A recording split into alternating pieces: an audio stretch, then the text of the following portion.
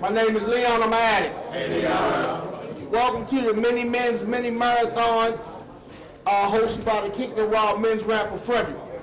Our next speaker is Alphonso H. from Baltimore, and the topic is after the butt, then what?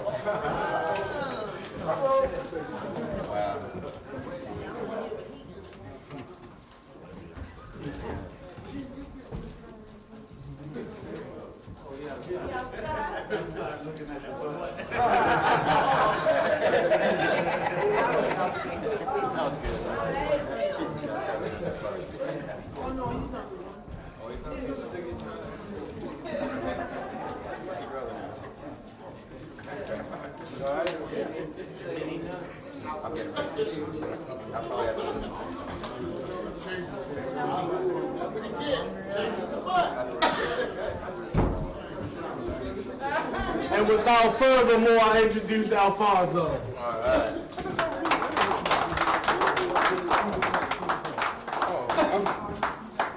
Hey, name Alphonso. Hey, Alphonso. I was chasing already. I thought I had 2 minutes at least go get my basic tackle. I had to run at the last minute. Maybe have a moment of silence, followed by a serenity prayer. Who's in charge? God, grant us serenity to accept the things I cannot change, courage to change things I can, and the wisdom to live it. Thank God for everything, because He is everything. I want to thank this home group for asking me to come and share my experience, strengths, and hopes to the best of my ability. And I'm going to do that from the Baltimore area. My home group is the Breakfast Club. We meet 10 o'clock now, 10 o'clock Sunday mornings. My clean day is December the 17th, 1996. I've been around here ever since. Had no reason to use or relapse. When I came around here, they said, work the steps or die. The elevator is broke, so take the steps.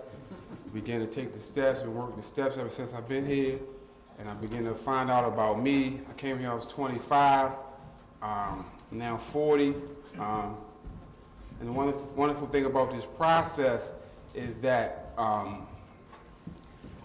that regardless of the topic, and one of my sponsors, he was riding up with me, just said, as long as you're sharing honest about your story, you shouldn't be really nervous. You know, you shouldn't really have, and my man Will, you know, he was like, well, this topic, you need to at least tell at least 3 lies. And I was getting on Leon, one of my sponsors, about this topic right now. He was like, after the butt, then what? I was like, what the hell is this? And then my man Dave was like, well, that's right up your alley. And all my, you know, my network, they know my behavior, and you know, and my, you know, promiscuity, that's a word, that, you know, I come from a background of finding ways and means to getting more. And I ain't talking about a drink or a drug. You know, one of my first addictions was fantasizing on Playboy books. Playboy bunny books. Oh my God. And by the end of the book, now I'm the only child. I got a lot of,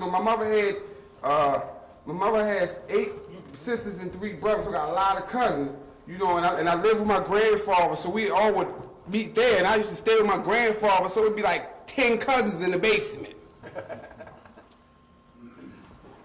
So we would race. And I am not talking about physically running racing. We would race, masturbation racing, with the books, the Hustles and the Playboys, and whatever kind of book we can get our hand on, and by the end of all the pages were stuck together.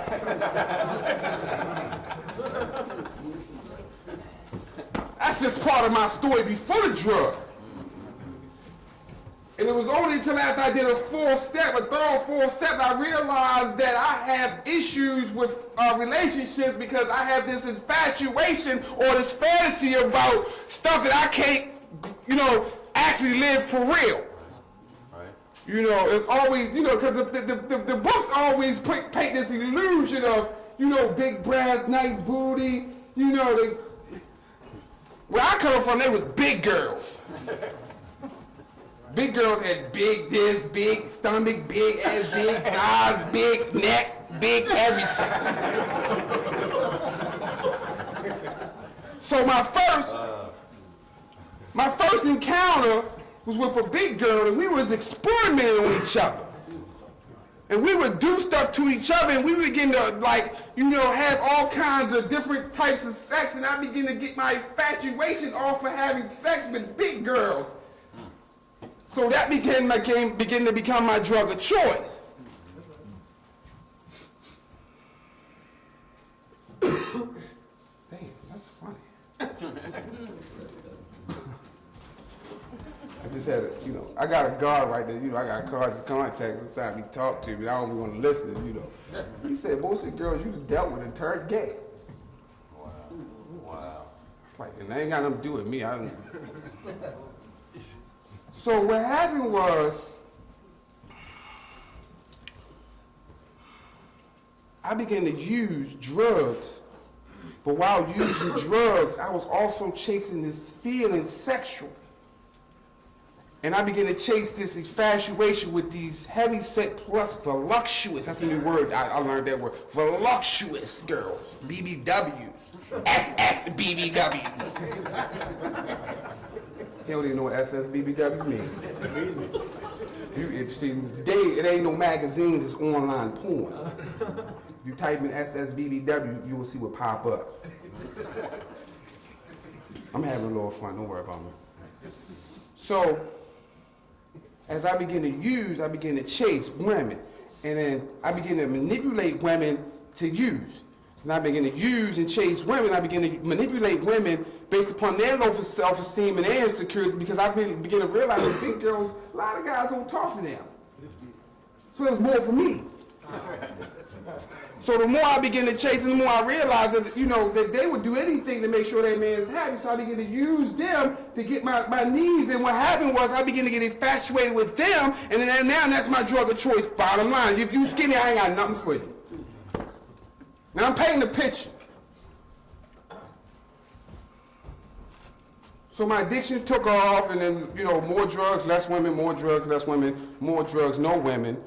And by the end, it was just drugs, more drugs, and that was it until I hit my bottom. So once I hit my bottom, I came to Narcotics Anonymous in utter desperation, trying to, you know, relieve myself from from using, because I didn't want to use no more. Then I stopped using, found a new way to live, and then I'm caught back up into a session and compulsion of finding, like, damn, after I stopped using, now I got this other session that kicked right in. So we was on a ride up here, and I posed the question to my friends, you know, I'm like, but you talking about after the butt, then what? But what's before the butt? Because before you start chasing some kind of butt or ass, you gotta have why you chasing it. So I was already caught up in the illusion that because I began to stereotype what I like, my preference. You know, you can only have a preference by doing something over and over repetitively, then you begin to like that particular thing. So I begin to like big red girls, big boobs, double D's, big booties, and you had to be a freak. So we was posing questions about interview questions and stuff like that. And I'm getting to the topic. I just want to paint a picture like how distorted I am without a drink or a drug. Like, this go deeper than just using. This go deeper than just drugs. So I was thinking about the topic, man. I was like, man, I can't put my hands around this topic at all. And then the literature kicked in. And if you know about the literature will kick in at the perfect time that you needed to kick in. And what came to my spirit was, once the euphoria wear off, then we see the ugly side of addiction. It's like, Because see, I had this illusion with chasing, because I'm all about the chase. Once I get you, I got you, and I chat you, and I get out a couple times, I don't really need you no more. pretty much, I'm pretty much done with you. But see, I don't have enough courage to say I'm really done with you. Matter of fact, I don't even have enough courage to get honest and say all I want to do is have sex with you from the jump. Let's just have sex, meet up, 2 o'clock, we meet up, have sex, and after you have sex, you go your way, I go my way, and that's it.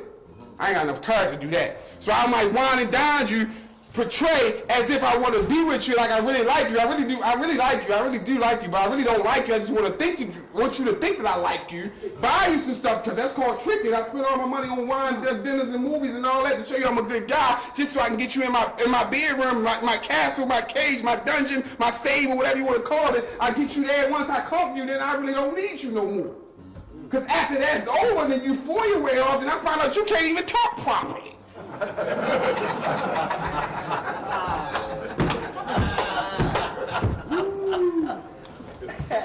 After we done had sex and it was real good, I find out that you ain't got no goals or ambitions. Look, come to find out you still live with your mother. I'm only sharing my story. My baby mother lived with her mother for 40 years.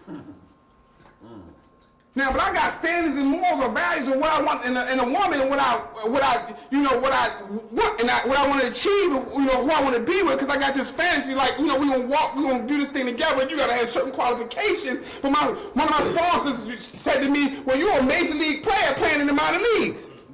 So what's that, Alphonso? Yeah, you think you smooth and all that, you jazz, you want this, you want that, but you always picking people less than you.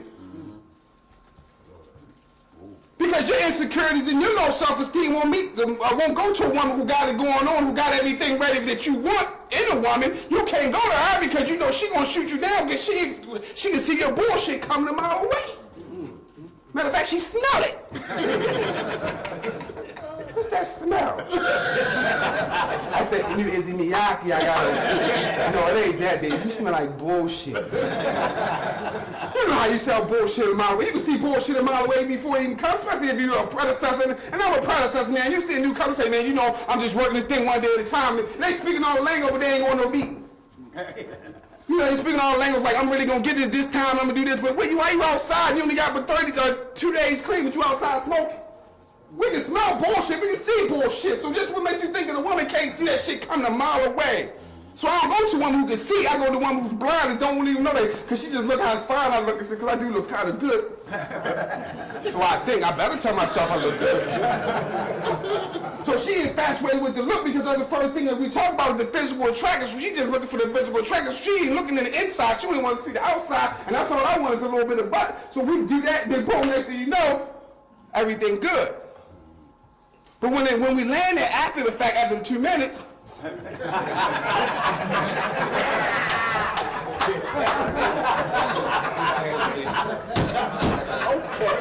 See, they talk about after the butt, they never talk about the time frame of the after.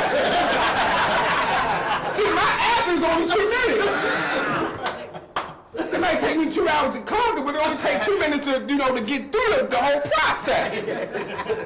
Then it's on to the next one. So after that, I'm laying beside her now, and I want her to go, because you got something to do? Because now I don't want to have no conversation with you. I don't want to get involved with you because I don't want nothing from you. And then what happens is, over a long period of time, I've been here 15 years, you can do that constant, let's get longer. We talking about 8 things, let's get longer. Then I got all these women on there, and now we got, and most of the relationships I've been in, I didn't know I was in them.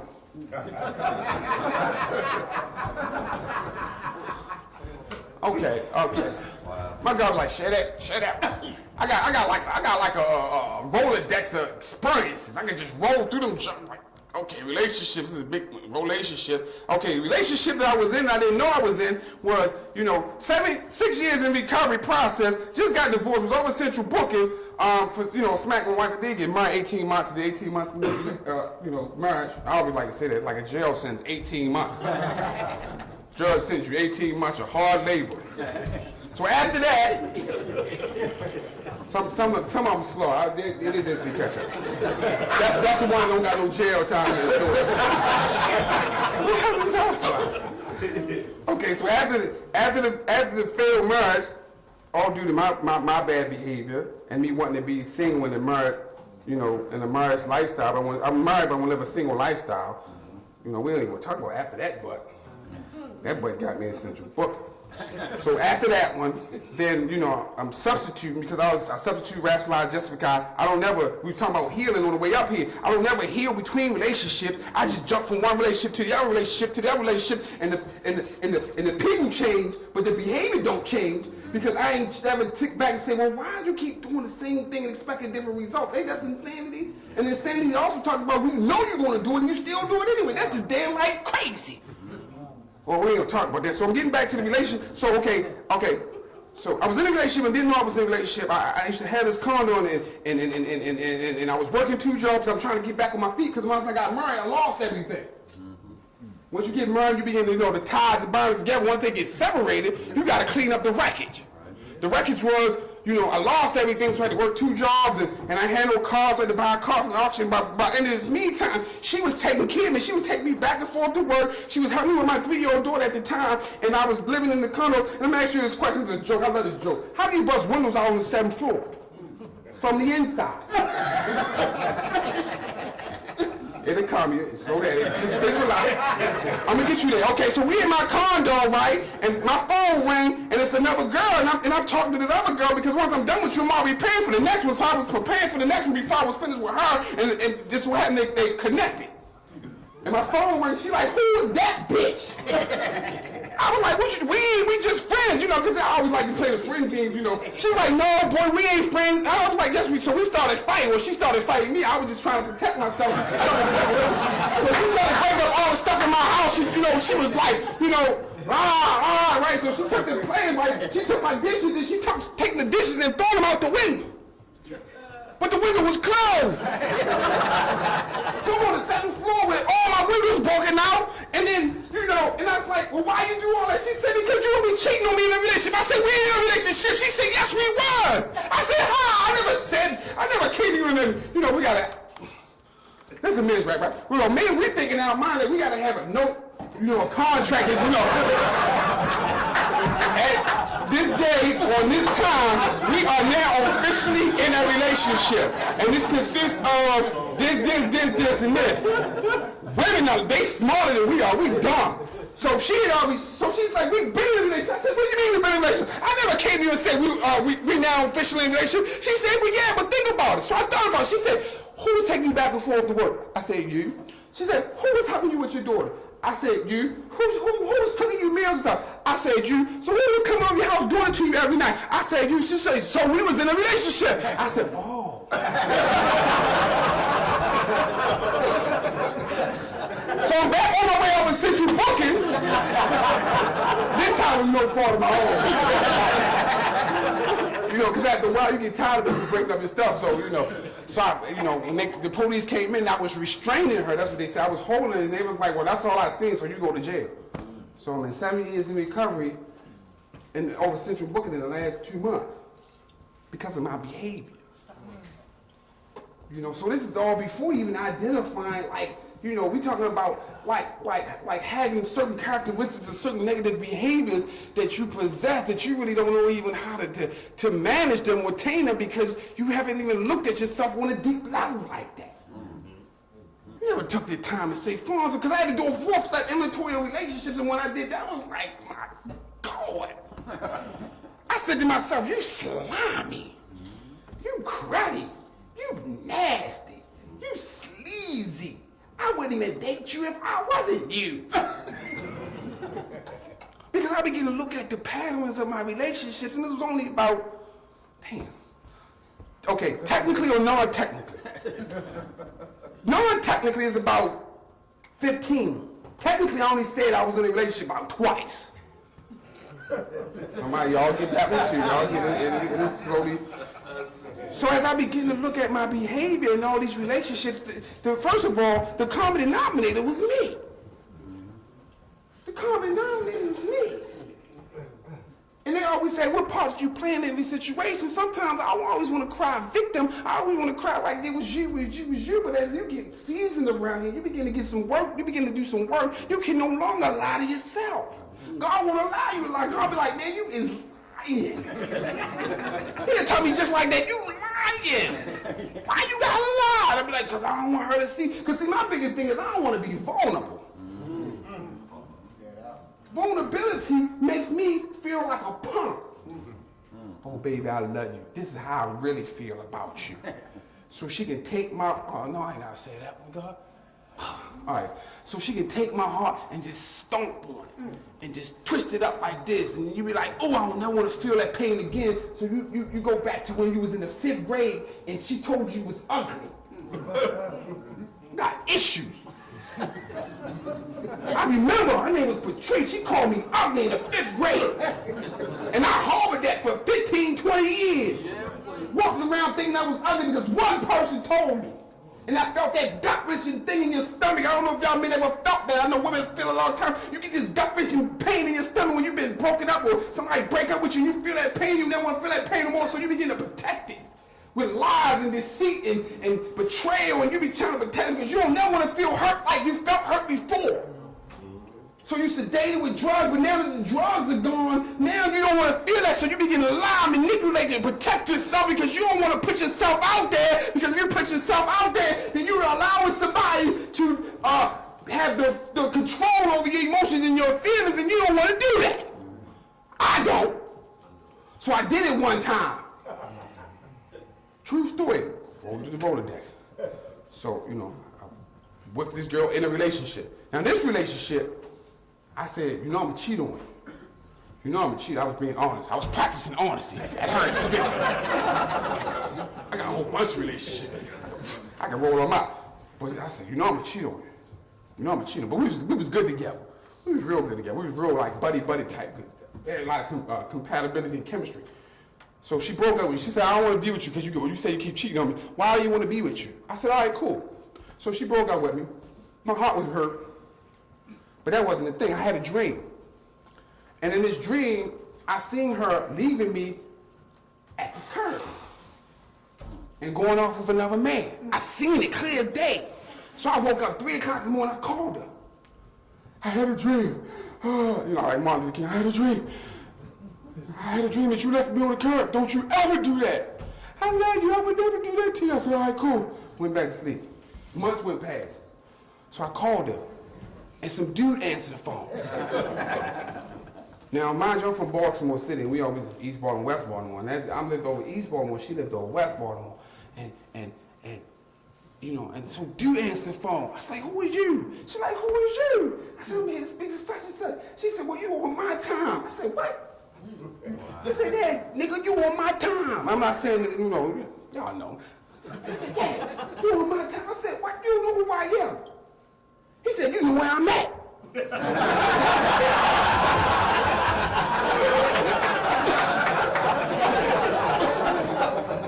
So, you know, I'm not a big dude. I've been this way all my life.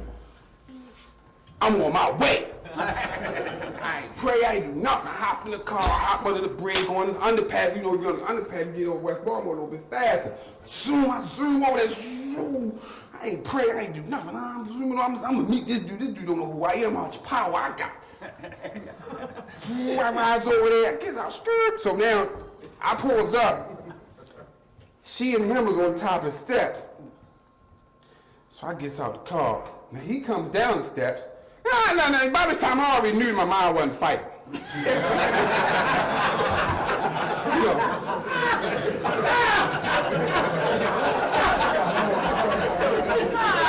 No, because in recovery, right, you gotta do the right thing for the right thing. So y'all, you know.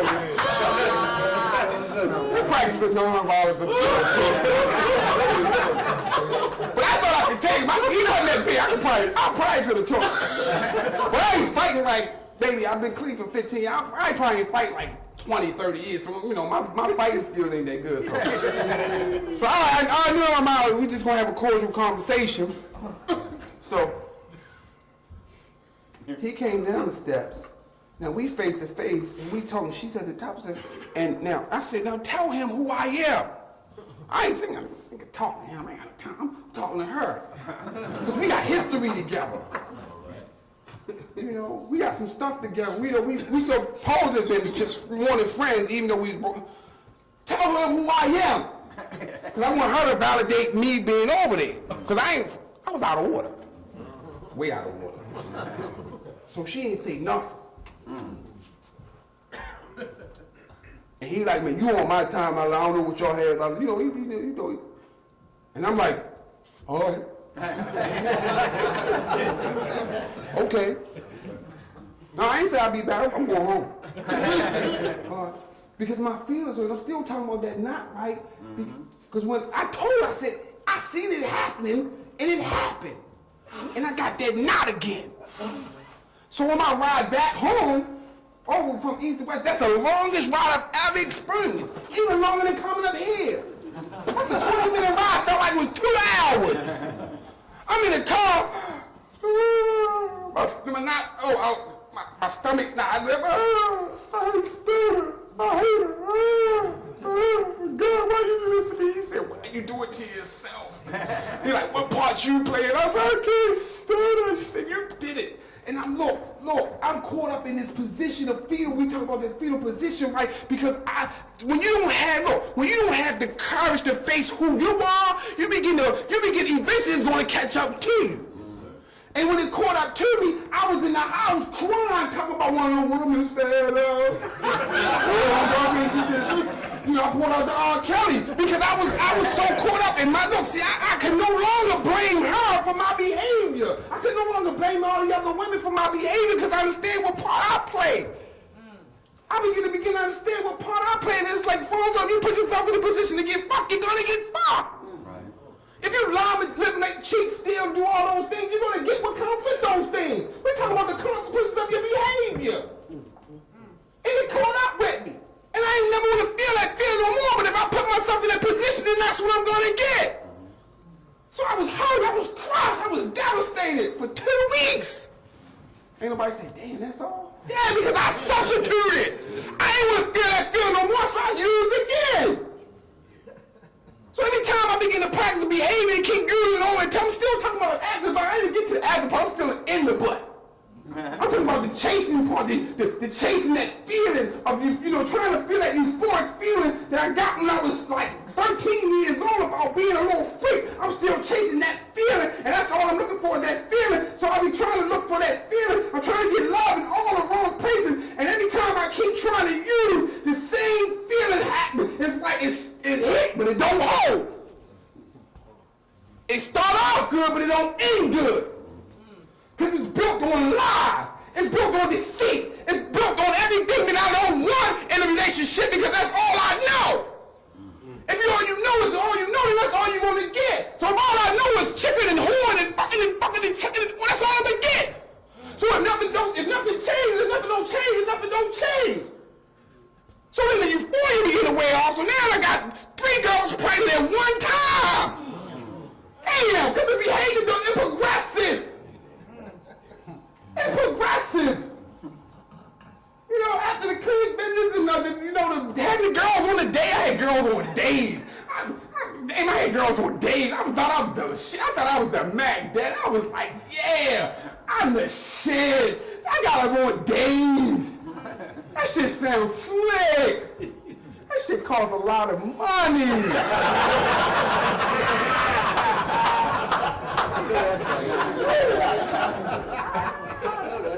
So I had 3 girls pregnant, as spades, they talking about I got 2 impossible.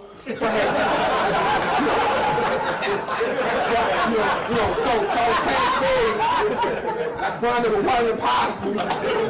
Find out I came out, only brought 1 back. So I got to settle the deal. But what happened was I had a spiritual breakdown. My 10th year and my mother's anniversary. And anniversary people call you up. She called me up, I couldn't share.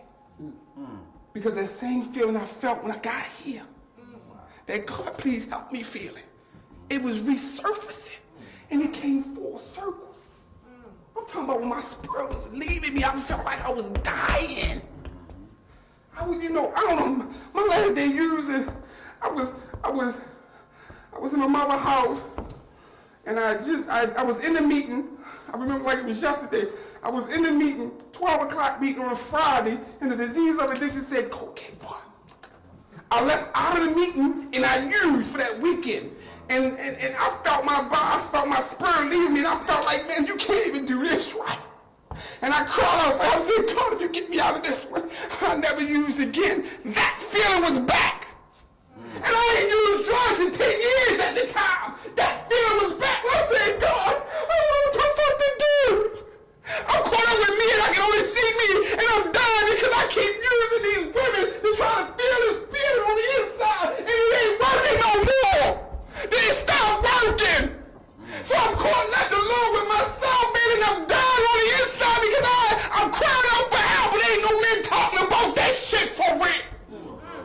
talk about the issues with relationships and not having no father there, and I got these mixed information. I was raised by 2 women. I got my mother was gay, so I got that issue. I got abandonment issue, and I got the relationship issue. I don't know how to be in no relationship. Never been in one before. So after the butt, I ain't nothing left but me to do some more butt. Right.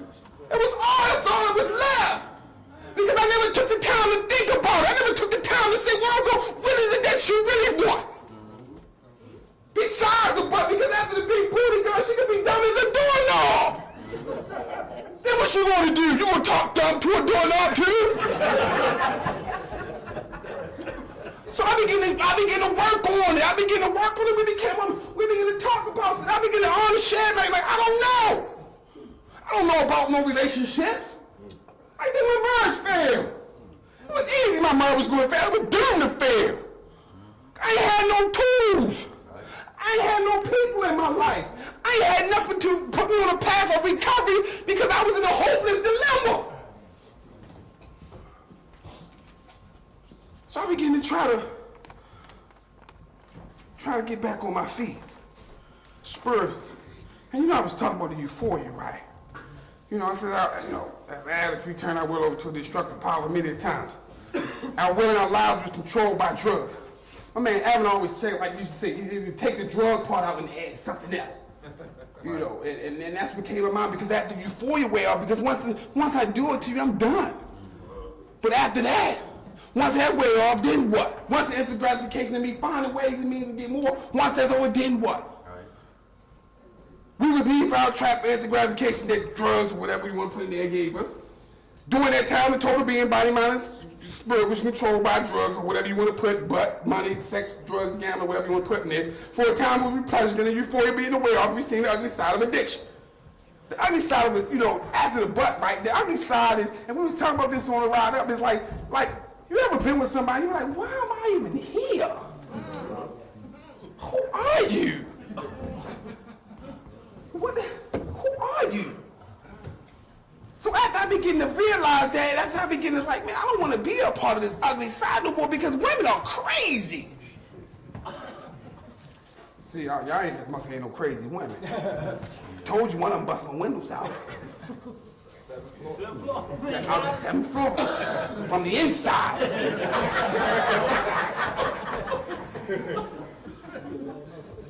What I learned was, and the 8th step is funny, right? Let me finish with 3. What I learned and I asked myself, Alphonso, would you want the same thing you're doing to them, would you want it done to you? Or, matter of fact, to your daughter? Damn. So you said if a dude like me walked up to my daughter with all that slick talking, baby, I got you, I love you real good, how you can love somebody in 2 months? I love you, boo.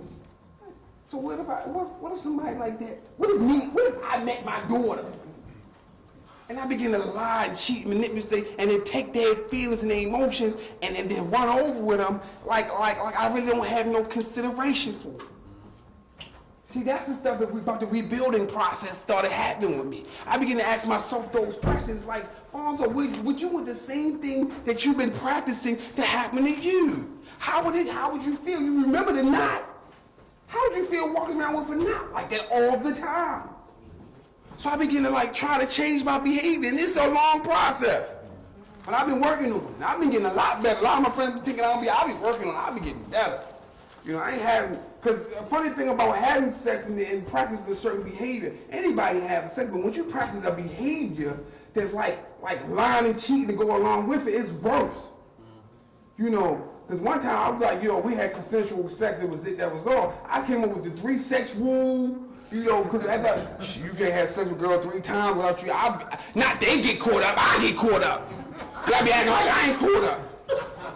I'm just shaming, because sometimes we don't want to get honest about like our behaviors and stuff like that. And we was also talking about like rebuilding this process of my spirituality and in relationships. Is like we begin to we talk about the interview question. And having a resume interview. If I had a relationship resume, I got a lot of a lot of work experience, but I ain't got a lot of qualifications. Right. You know, I don't bring a lot to the table. Anything material, anybody can bring material stuff to the table. But what about the spirituality and the mentality of a wholesomeness? Can I bring that to the table? So when they interviewing me, because women do be interviewing you at them dinners, the only thing they be asking that question, you be like, oh, that's a nice question. No, they interviewing you. They preparing you to be their husband. I ain't ever know that. I just thought we was going out on a nice date, and after that you give me something. No, they working on trying to make you their husband. When I found out, I'm like, damn, they way ahead of us.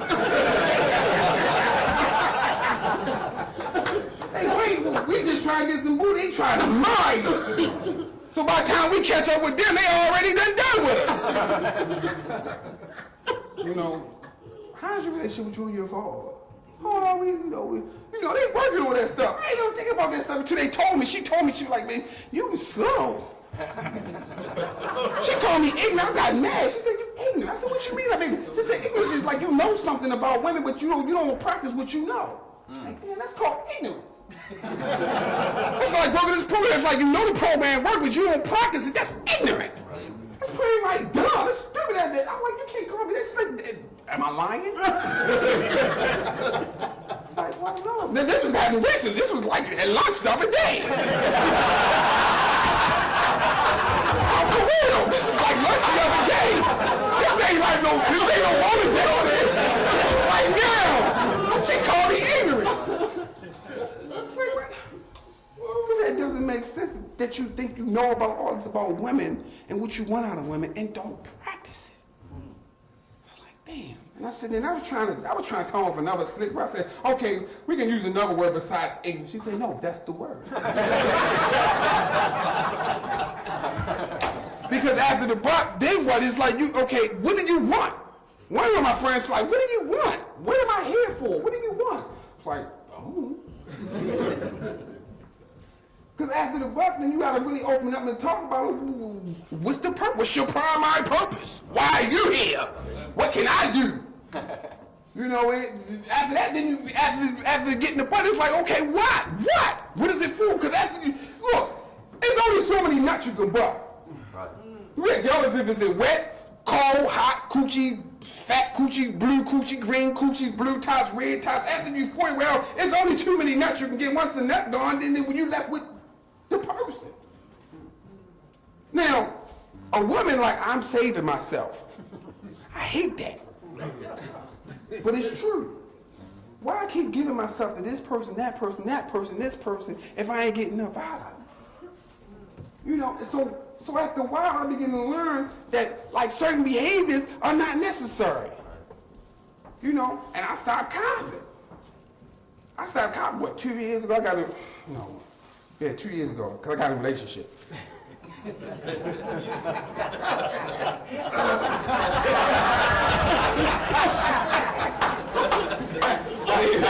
Look, I'm going to pause myself.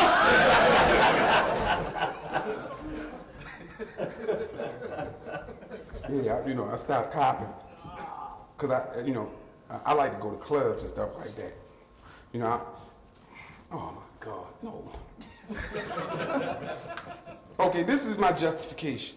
So I'm in the rooms of Narcotics Anonymous, so I said I'm not going to use the Narcotics Anonymous. So I'm going to go outside of Narcotics Anonymous. That's a justification. Mm-hmm. So I'm not going to mess with any women in Narcotics Anonymous, even though I've messed with women in Narcotics Anonymous. But I haven't purposely intended to mess with anybody in Narcotics Anonymous based upon I don't want to, shit while I eat, for lack of words. So I said I'm going to go outside of Narcotics Anonymous. Don't live like that. So I go outside of Narcotics Anonymous to cop. So I go to clubs and stuff like that, to cop, Because you always gotta have a playground, a venue, a barber shop, whatever you cop at, whatever you use at, you gotta have a venue. If you can't cop, you ain't got no place to cop from. That's why we come to Narcotics Anonymous, so we can stop copping. We alter our venues. So, but when I wanna use, I go to the club. I start scanning. I don't know if y'all scan this. I got my radar on. Pick the few out the crowd that's compatible physically. And I go back. Scan you, see if you got, the qualifications. I'm still talking about qualifications. You gotta have the qualification.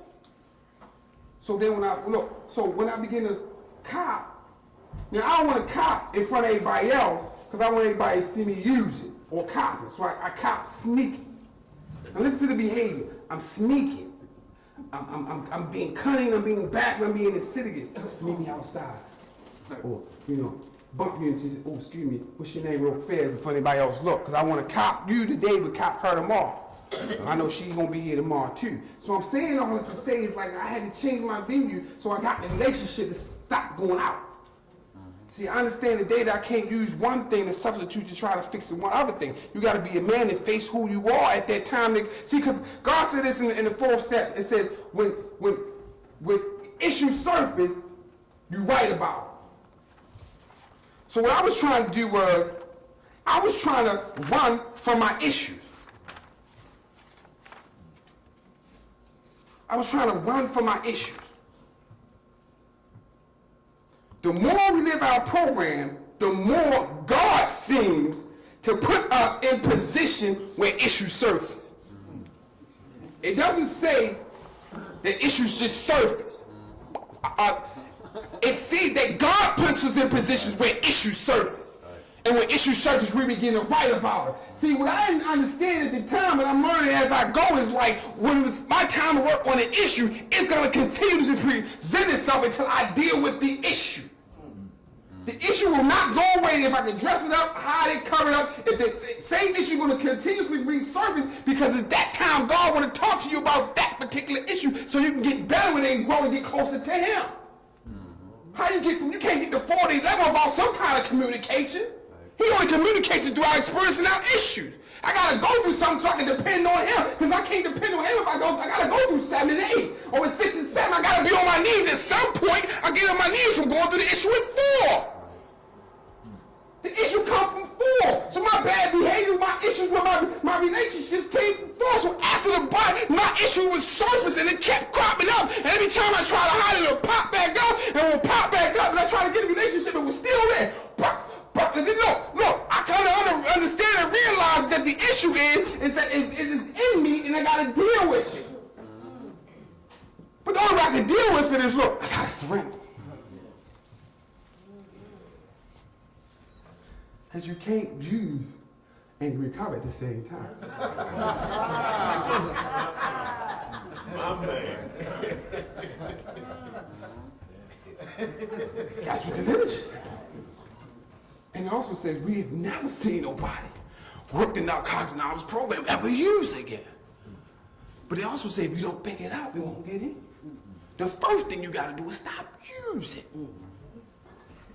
That's courage in itself. You got to have enough courage, Alphonso, that says, you know what? I'm going to restrain from picking up any more butt. That's the word they're using. Butt. I'd have put ass myself. I was asking fat ass. They put butt because it rhymed with butt. I'd have put ass with a fat ass with last. But I remember I had ass in there. I'd have had ass in there somewhere. So what I'm saying is that the issue, after the euphoria of all the euphoric pleasures of whatever it is that you use it, once that's over with, you're going to still be faced with you and your issue. And you got to go through God and work that and get thorough with it. You got to really find out where it comes from.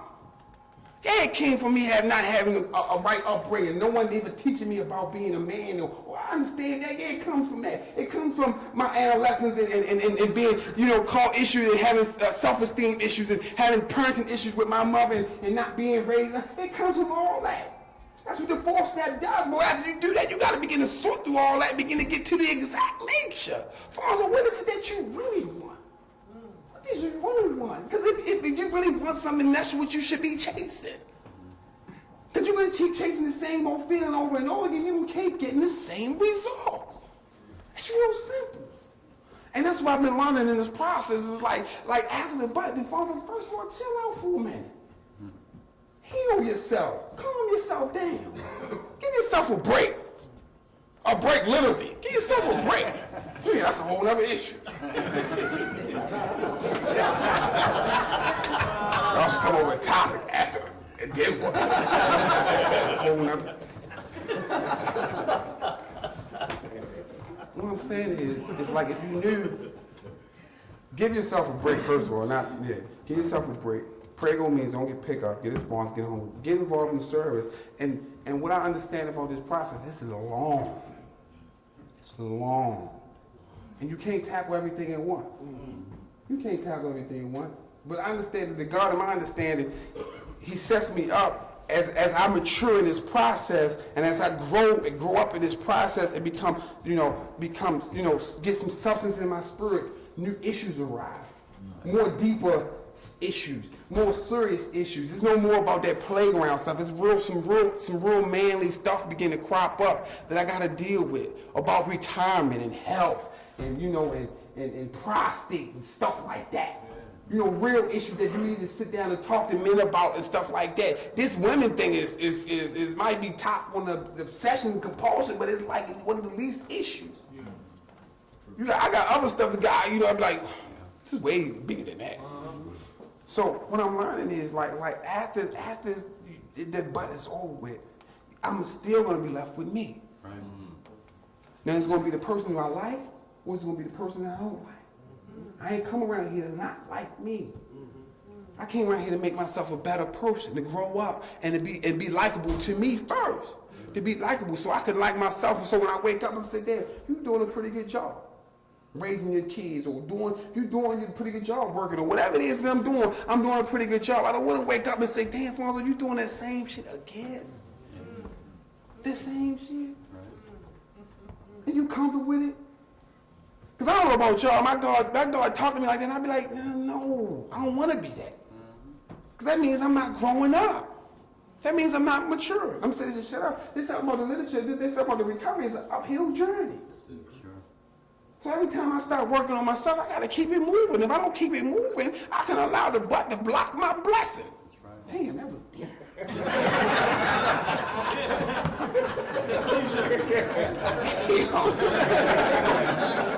Let the butt block your blessing. Don't let the butt block your blessing. Block your peripheral. Damn. I just visualize it. I'm ready to get my blessing. God done worked hard. I'm ready to go to the next level. God is good. I'm ready to go to the next level. Next thing you know, ass just come out of nowhere and divert me from my primary purpose. My name is Alphonso.